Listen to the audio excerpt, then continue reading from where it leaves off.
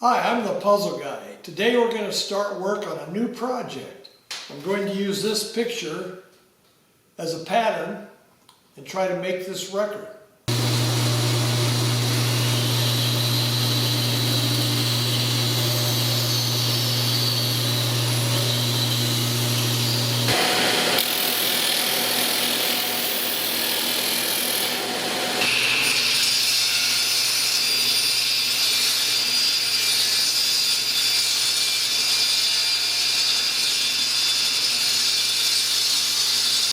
With the two rear ends mounted on the frame,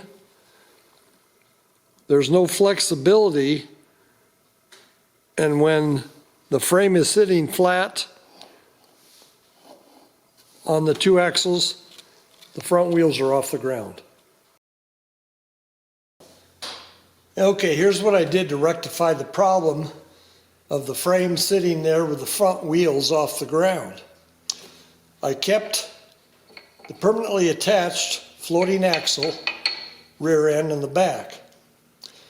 But on the front rear axle, I attached it to a floating device, which allowed the floating axle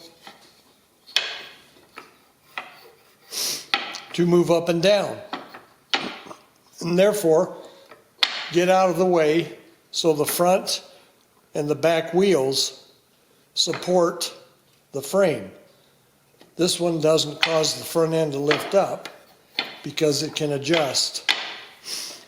I put a stop gap on the end of this so it can only go so far. The wheels can't hang all the way down and past the frame. We call it a tag rear end, I guess. Because of this piece, I can't have an axle run all the way through, so I had to glue these in, two short axles, glue into the floating axle assembly. Here is the result. Now with the floating front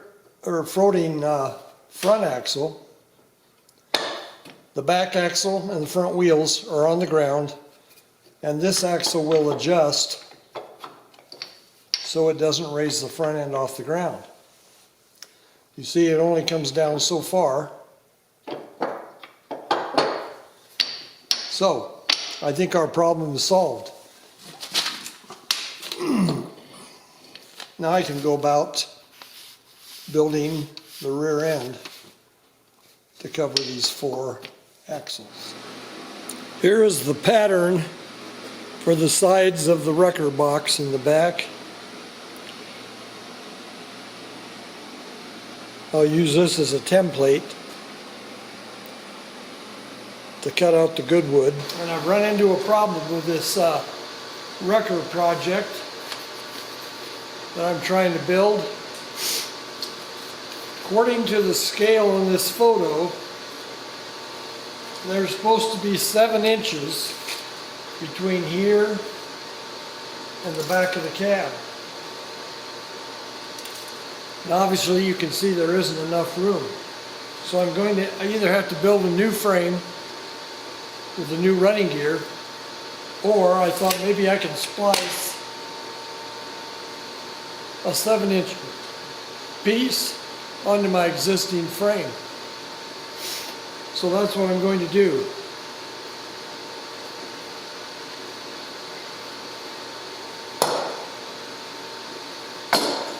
This piece will be plugged in here underneath, which will extend the frame 7 inches. I'll match that up to the existing frame. Then I'll mount the new front axles on the existing frame, so it'll look something like this. So there's our project for today. Okay, I have the extension piece. It's been drilled to match these holes. And it will extend the frame another 7 inches. Well, here is the frame spliced together.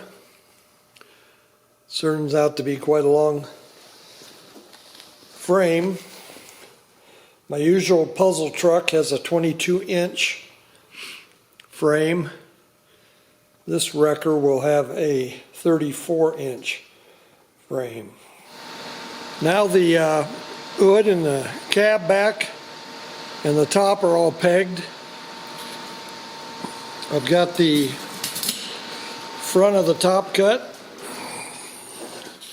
and I'm currently mounting the front axle supports. It's going to be a long frame. Well, I used the template to mark the boards that are going to be the side of the wrecker. They both have a big burl on the top on each side.